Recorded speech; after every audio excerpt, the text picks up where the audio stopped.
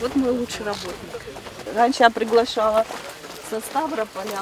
Вдоль ровных рядов очень осторожно, чтобы не повредить саженцы, шагает целая делегация во главе с Тамерланом Агузаровым. Ему наглядно показывают, чем занимается СПК «Дегуста». У предприятия несколько сотен гектаров земли. В основном здесь выращивают яблоки, а также сливы и персики. Ранние сорта больше продаются в республике. Тоннами фрукты отгружают в центральную Россию. Это Самара, Екатеринбург, Москва. Саженцы в основном приобретает юг страны. Тамерлан Агузаров отмечает, что основное нужно оставлять на родине. В ближайшей перспективе сады должны появиться в каждом районе Северной Осетии. Министерство сельского хозяйства совместно с главами подготовит программы по каждому району. Уже идет работа. Да.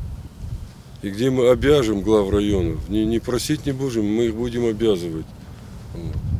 И ставить перед ними задачу, чтобы в каждом районе у нас были сады. Были площадя под сады. И я очень надеюсь, что вот эти саженцы, 1 миллион, в следующем году будут все посажены на территории республики.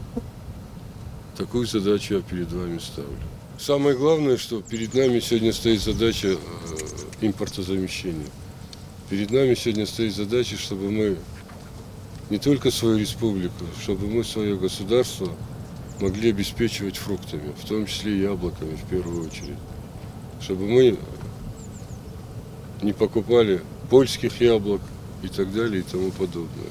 В Кировском районе кооперативом высажено более 200 гектаров садов. Хозяйство развивается на базе собственного питомника. Его мощность уже 1 миллион саженцев. С каждым годом это число будет расти. Предприниматель Рима Дзыцоева уверена, что в Осетии есть возможность активно развивать садоводство. До конца этого года здесь появится фруктохранилище на 3000 тонн. Вся продукция экологически чистая. Агрономы даже не применяют систему орошения. Есть проект, работаем со Сбербанком уже на финишной, привлекаем инвестиции со Сбербанка, объем больше 150 миллионов.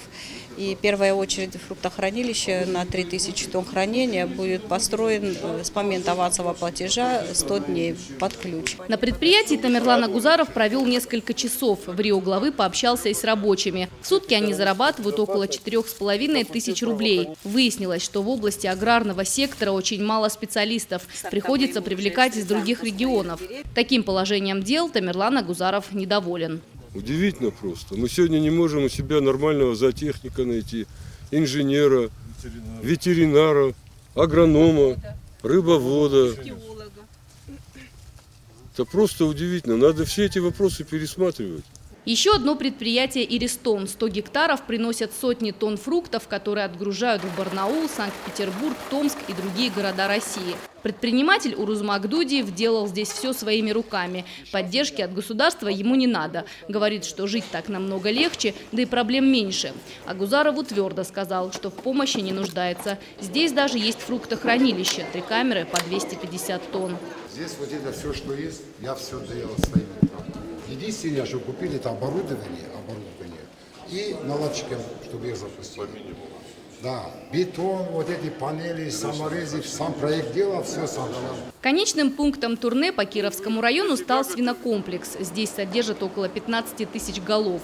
В год это предприятие реализует 1500 тонн мяса. Кроме этого, у предприятия 1100 гектаров сельскоугодий, где выращивают помидоры. Из них делают томатную пасту. Агузаров отметил, что это производство необходимо развивать. Здесь же в Рио главы провел совещание, где предложил создать агрохолдинг. Он может стать монополистом в производстве кабачковой икры, томатной пасты и яблочного пюре для детей. Елена Черенкова, Михаил Безуглов, Осетия ТВ.